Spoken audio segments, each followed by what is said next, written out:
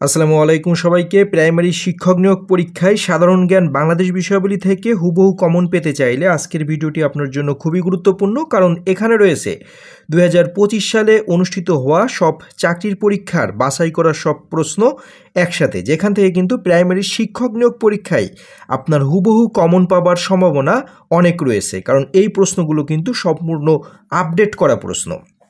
বাঙালি জাতির প্রধান অংশ কোন মূল জাতিগোষ্ঠীর অন্তর্ভুক্ত? অস্ট্রিক। বাংলার সর্বপ্রাচীন জনপদের নাম কি? পুন্ড্র। বাংলাদেশের প্রাচীনতম জনপদ কোনটি? মহাস্থানগড়। বাংলাদেশের প্রাচীনতম ঐতিহাসিক স্থান কোনটি? মহাস্থানগড়। প্রত্যেকটি প্রশ্নই দেখতে পাচ্ছেন, এখানে প্রত্যেকটি প্রশ্নই কিন্তু 2025 সালে আসা প্রশ্ন, যেমন এটু 48তম বিসিএসে আসা প্রশ্ন, এটাও 2025 সালে আসা প্রশ্ন। এখানে দেওয়া প্রত্যেকটি প্রশ্নই কিন্তু সম্পূর্ণ আপডেট প্রশ্ন। প্রাচীনকালে সমতট বলতে বাংলাদেশের কোন অংশকে বোঝানো হতো? কুমিল্লা ও নোয়াখালীকে। সমতটের বর্তমান অবস্থান কোথায়? বৃহত্তর কুমিল্লা ও নোয়াখালী অঞ্চল। আনন্দবিহার কোথায় অবস্থিত? ময়নামতিতে। মৌর্য ও গুপ্ত বংশের রাজধানী ছিল গৌড়। অশোক কোন বংশের সম্রাট ছিলেন? অশোক ছিলেন মৌর্য বংশের সম্রাট। অবিভক্ত বাংলার সর্বপ্রথম রাজা শশাঙ্ক। বাংলার প্রথম স্বাধীন রাজা কে ছিলেন? রাজা শশাঙ্ক। কোন রাজবংশের আমলে চর্যাপদ রচনা শুরু হয়? পাল রাজবংশ। সোমপুর বিহার কোন জেলায় অবস্থিত? রাজশাহী। সোমপুর মহাবিহার বাংলার কোন শাসন আমলের স্থাপত্য কীর্তির নিদর্শন? পাল রাজবংশ। চীনা পরিব্রাজক হিউয়েন সাং কত সালে বাংলায় আসেন? তিনি বাংলায় আসেন 638 সালে। ঈশা খাঁ এর রাজধানী কোথায় ছিল? ঈশা খাঁ এর রাজধানী সোনারগাঁও। কোন আমলে সোনারগাঁও বাংলাদেশের রাজধানী ছিল? সুলতানি আমলে। কোন মুঘল সুবেদার ঢাকায় প্রথমবারের মতো বাংলার রাজধানী স্থাপন করেন? ইসলাম খান। কোন যুদ্ধের মাধ্যমে ভারতের মুঘল সাম্রাজ্যের পতন ঘটেছিল? পানিপথের প্রথম যুদ্ধ। বাংলা সন প্রবর্তন করেন কে? সম্রাট আকবর। তাজমহল, খাসমহল, শীষমহল নির্মাণ করেন কে? সম্রাট শাহজাহান।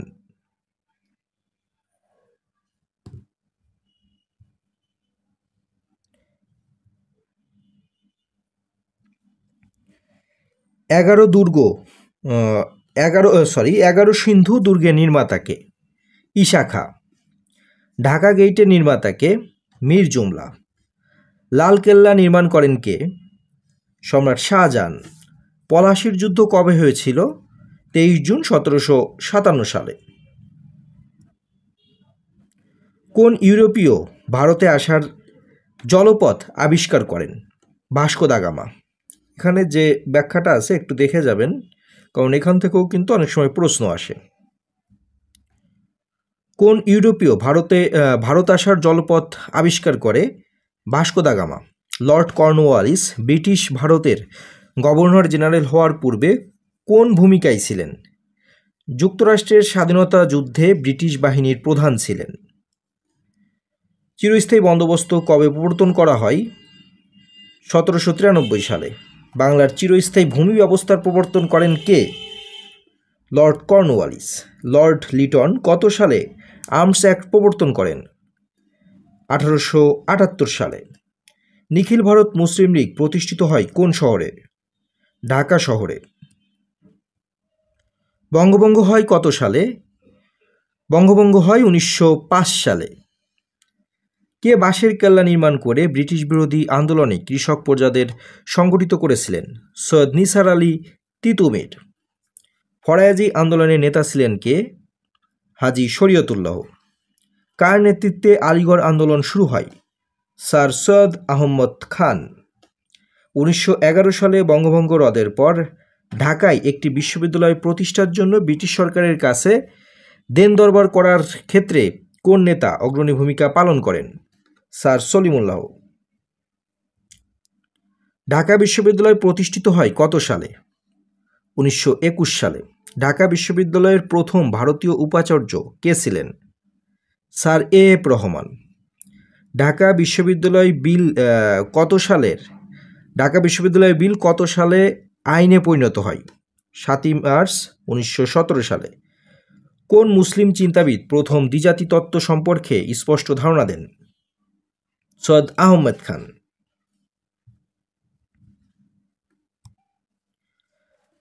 আশিস নন্দী, শশী থারুর প্রমুখ লেখকের মতে দ্বিজাতি তত্ত্বের প্রথম প্রবক্তা কোন সংগঠনটি? মুসলিম লীগ। বেঙ্গল প্যাক্ট স্বাক্ষরিত হয় কত সালে? 1923 সালে। টঙ্ক আন্দোলন কি? টঙ্ক আন্দোলন কৃষক আন্দোলন নামে পরিচিত। রাষ্ট্রভাষা সংগ্রাম পরিষদ গঠিত হয় ডিসেম্বর 1947 সালে। এখানে যে বক্সটি দেওয়া আছে, অর্থাৎ এই প্রশ্নগুলো কিন্তু খুবই গুরুত্বপূর্ণ। খুবই বলতে এখান থেকেও কিন্তু প্রশ্ন আসবে, তাই অবশ্যই কিন্তু এই ব্যাখ্যাগুলো কিন্তু একটু দেখে যাবেন। পাকিস্তান গণপরিষদের অধিবেশনে বাংলাকে রাষ্ট্রভাষা করার দাবি কে প্রথম উত্থাপন করেন? শহীদ ধীরেন্দ্রনাথ দত্ত। 1952 সালের ভাষা আন্দোলনে নেতৃত্বস্থায়ী ভূমিকা পালন করে সাংস্কৃতিক সংগঠন তমুদ্দুন মজলিস এর প্রতিষ্ঠাতা অধ্যাপক আবুল কাশেম ঢাকা বিশ্ববিদ্যালয়ের কোন বিভাগের শিক্ষক ছিলেন? পদার্থবিজ্ঞান। তমুদ্দুন মজলিসের নেতা জনাব আবুল কাশেম ঢাকা বিশ্ববিদ্যালয়ের কোন বিষয়ের শিক্ষক ছিলেন? পদার্থবিজ্ঞান। ঢাকায় প্রথম শহীদ মিনার তৈরি হয় 23 ফেব্রুয়ারি 1952 সালে। কোন বছর পাকিস্তান সরকার বাংলাকে অন্যতম রাষ্ট্রভাষা হিসেবে স্বীকৃতি দেয়? 1956 সালে। নিচের কোন প্রতিষ্ঠান বাংলাদেশের 21শে ফেব্রুয়ারি শহীদ দিবসকে আন্তর্জাতিক মাতৃভাষা দিবস হিসেবে স্বীকৃতি প্রদান করে? ইউনেস্কো। বাংলা একাডেমি কোন সালে প্রতিষ্ঠিত হয়? বাংলা একাডেমি প্রতিষ্ঠিত হয় 1955 সালে। ভাষা আন্দোলনের ফলে কোন প্রতিষ্ঠানটি সৃষ্টি হয়? বাংলা একাডেমি। কোন সালে আসাদুজ্জামান আসাদ পুলিশের গুলিতে নিহত হয়? 20 জানুয়ারি 1969 সালে। পাকিস্তানের 1970 সালের সাধারণ নির্বাচনে প্রধান নির্বাচন কমিশনার কে ছিলেন? বিচারপতি সত্তার। স্বাধীন বাংলা বেতার কেন্দ্রের জনপ্রিয় অনুষ্ঠান জল্লাদের দরবার এর রচয়িতা কে ছিলেন? কল্যাণ মিত্র।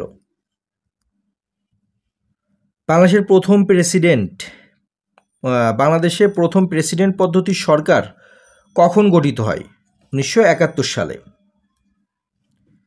মুক্তিযুদ্ধ চলাকালীন সময়ে প্রবাসী গণপ্রজাতন্ত্রী বাংলাদেশ সরকারের অস্থায়ী সচিবালয়ের সদর দপ্তর কোথায় ছিল? Theatre road, Kolkata. 1971 সালের কত তারিখে বাংলাদেশকে 11টি সেক্টরে ভাগ করা হয়? 11ই এপ্রিল। মুক্তিযুদ্ধে ক্র্যাক প্লাটুন কোন শহরে সক্রিয় ছিল? ঢাকা শহরে। মুক্তিযুদ্ধের সময় কুষ্টিয়া কত নম্বর সেক্টরের অধীনে ছিল? 8 নম্বর সেক্টর। মুক্তিযুদ্ধের একমাত্র ব্যতিক্রমী সেক্টর কোনটি? 10 নং সেক্টর। 10 নং সেক্টর হচ্ছে সাধারণত জলপথের যে সেক্টর, এটি ছিল 10 নং সেক্টর। বাংলাদেশের শহীদ বুদ্ধিজীবী দিবস 14ই ডিসেম্বর। বীরশ্রেষ্ঠ হামিদুর রহমানের পদবী কী ছিল? সিপাহী। বীরশ্রেষ্ঠ মুন্সি আব্দুর রউফের পদবী কী ছিল? ল্যান্স নায়েক। বাংলাদেশের মুক্তিযুদ্ধে বীরশ্রেষ্ঠ উপাধি পেয়েছে 7 জন। শহীদ আবু সাইদ কোন বিশ্ববিদ্যালয়ের শিক্ষার্থী ছিলেন? বেগম রোকেয়া বিশ্ববিদ্যালয়। 1971 সালে সর্বপ্রথম কোন পত্রিকা পাকিস্তানি বাহিনীর গণহত্যার উপর ব্রিটিশ সাংবাদিক সাইমন ডিরিংকের প্রতিবেদন প্রকাশ করে? Daily Telegraph. বাংলাদেশের মুক্তিযুদ্ধের জন্য অর্থ সংগ্রহ করছিলেন কে? George Harrison. বাংলাদেশকে স্বাধীন দেশ হিসেবে প্রথম স্বীকৃতি প্রদানকারী দেশ নিচের কোনটি? ভুটান। আরব দেশগুলোর মধ্যে কোন দেশটি বাংলাদেশকে সর্বপ্রথম স্বীকৃতি দেয়? ইরাক। বাংলাদেশ কবে জাতিসংঘের সদস্যপদ লাভ করে? 17 সেপ্টেম্বর 1974 সালে। বাংলাদেশ 1974 সালে জাতিসংঘের কততম সদস্য রাষ্ট্র হিসেবে অন্তর্ভুক্ত হয়? 136তম। বাংলাদেশ জাতিসংঘের কততম সদস্য? 136তম সদস্য। সেপ্টেম্বর অন যশোর রোড কবিতাটির রচয়িতা কে? রচয়িতা অ্যালেন গিন্সবার্গ। বাংলাদেশ স্কয়ার কোথায় অবস্থিত? লাইবেরিয়াতে। কোন পণ্যটি প্রথম বাংলাদেশের জিআই পণ্য হিসেবে স্বীকৃতি অর্জন করে? জামদানি শাড়ি। কৃষক দিবস পালিত হয় 30 জানুয়ারি। বাংলাদেশের জাতীয় আয়ের শতকরা কত শতাংশ কৃষি থেকে আসে? এটা অবশ্যই একটু ব্যাখ্যা দেখে উত্তর করবেন, এখানে বিস্তারিত দেওয়া হয়েছে।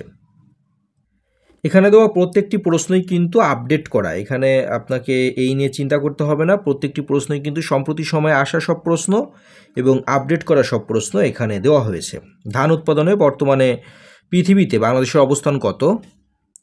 বাংলাদেশের অবস্থান তৃতীয়।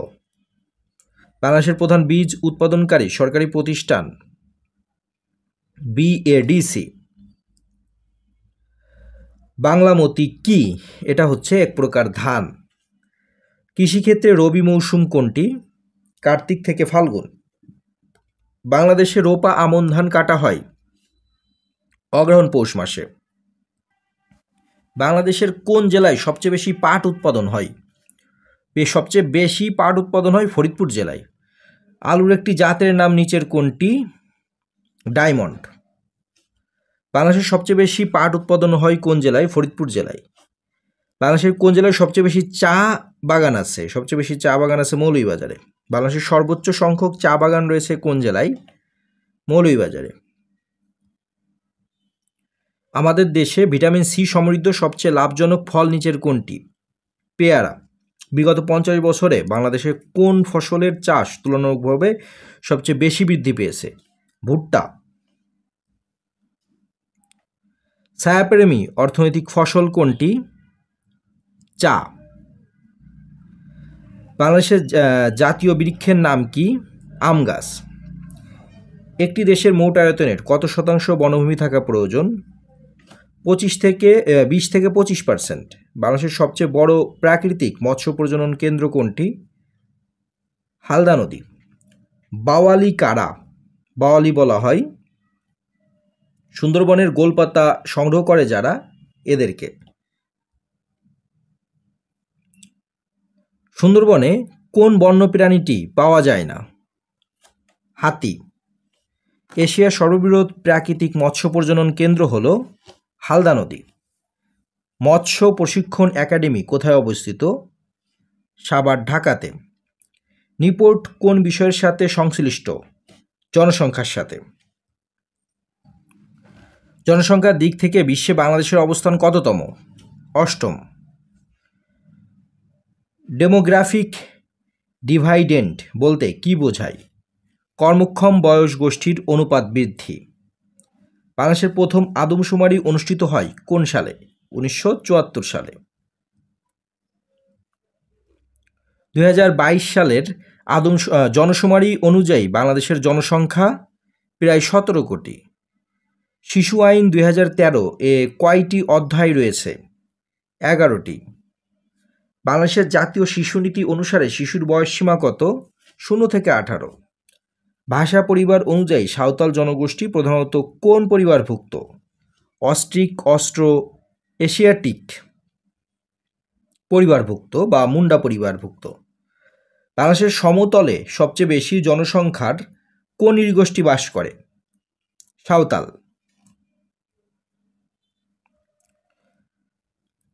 Which of the following is a plainland indigenous group in Bangladesh?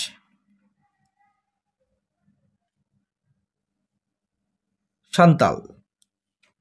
Wangala উৎসব কাদের? গারোদের। কোন উপজাতি বা ক্ষুদ্র নৃগোষ্ঠীর ধর্ম ইসলাম? পাঙ্গন। হাদি যে নৃগোষ্ঠীর পোশাক? চাকমা। টেকসই উন্নয়ন লক্ষ্য এসডিজি অর্জনে নিচের কোনটির গুরুত্ব সবচেয়ে বেশি? অংশীদারিত্ব। এসডিজি এর মেয়াদকাল শেষ হবে কবে? 31 ডিসেম্বর 2030 সালে। টেকসই উন্নয়ন লক্ষ্যমাত্রা এর কত নম্বরের লক্ষ্যমাত্রা বিদ্যুতের সাথে সংশ্লিষ্ট? 7 বাংলাদেশের মোট দেশজ উৎপাদন এর জন্য অর্থনীতিতে মোট কতটি প্রধান খাতে বিভক্ত করা হয়? এখানে ব্যাখ্যা যেটা আছে ব্যাখ্যাটা একটু মনোযোগ সহকারে দেখবেন, তাহলে এর মধ্যে উত্তর পেয়ে যাবেন। নিচের কোনটি বাংলাদেশের শিল্প সংক্রান্ত অর্থনৈতিক কর্মকাণ্ড নয়? মাছ চাষ। বাংলাদেশ সরকারের আয়ের উৎস কোনটি? এখানে উপরের সবগুলোই অর্থাৎ যেগুলো আছে সবগুলোই কিন্তু বাংলাদেশ সরকারের আয়ের উৎস। 2024-25 অর্থ বছরে বাংলাদেশের জিডিপি প্রবৃদ্ধির হার কত? 3.97। বাংলাদেশে রেমিট্যান্স প্রেরণকারী শীর্ষ দেশ কোনটি? যুক্তরাষ্ট্র।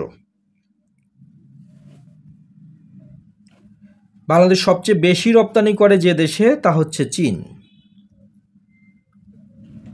ব্লু ইকোনমি নিচের কোন বিষয়ের সাথে সম্পর্কিত?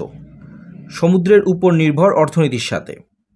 বাংলাদেশের মতো উন্নয়নশীল দেশগুলোর ক্ষেত্রে মুদ্রাস্ফীতির সহনশীল মাত্রা হল 6 থেকে 8%। বিশ্বব্যাংকের মতে বাংলাদেশের মুদ্রাস্ফীতি বাড়ার কারণ নয় নিচের কোনটি? বৈদেশিক মুদ্রা বৃদ্ধি পাওয়া। বাংলাদেশ কত সালে স্বল্পোন্নত দেশের তালিকায় অর্থাৎ এলডিসি থেকে পুরোপুরি বের হয়ে যাবে? 2026 সালে। বয়স্ক ভাতা নিচের কোন কর্মসূচির আওতাভুক্ত? সামাজিক নিরাপত্তা। ধন্যবাদ এতক্ষণ সাথে থাকার জন্য। সাধারণ জ্ঞান বাংলাদেশ বিষয়াবলীর উপর আরেকটি ভিডিও আমরা তৈরি করব, এবং এই 2টি ভিডিও যদি আপনি দেখে যেতে পারেন প্রাইমারি শিক্ষক নিয়োগ পরীক্ষার আগে, তাহলে আশা করি যে আপনি এখান থেকে অনেক প্রশ্নই কিন্তু কমন পেয়ে যাবেন। কারণ এখানে আসা প্রত্যেকটি প্রশ্নই কিন্তু 2025 সালে আসা প্রশ্ন এবং বাছাই করা সব প্রশ্ন।